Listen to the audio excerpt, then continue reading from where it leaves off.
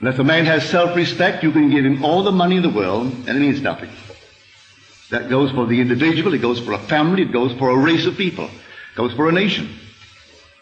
Just as our late President Hoover said, the rise and fall of ideas will determine the rise and fall of men, the rise and fall of nations, the rise and fall of communities. So tell me the idea the community entertains about itself, I'll tell you that community. But now change that idea of itself and you'll change that community.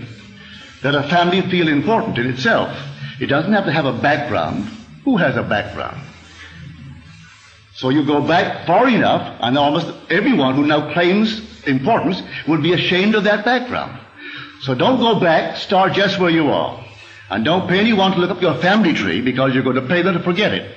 Just all of a sudden start right now and assume the dignity that is God. That's what your real background is, God. And so assume it. And then walk in that assumption, and if you have children, I hope you do, well then, instill that into the child. Instill it into all within the environment, and have them feel important.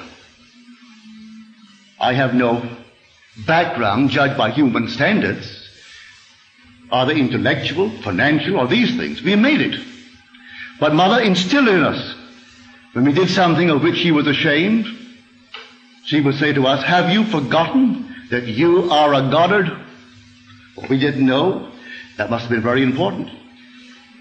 Because Mother said, have you forgotten that you're a Goddard?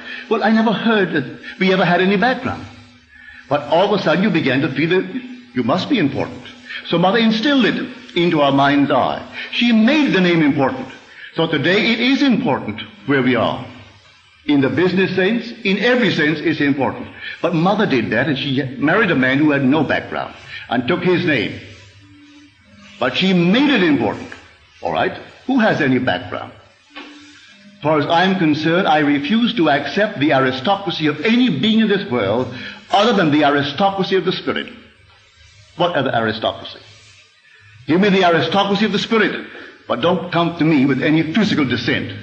I'm not an animal.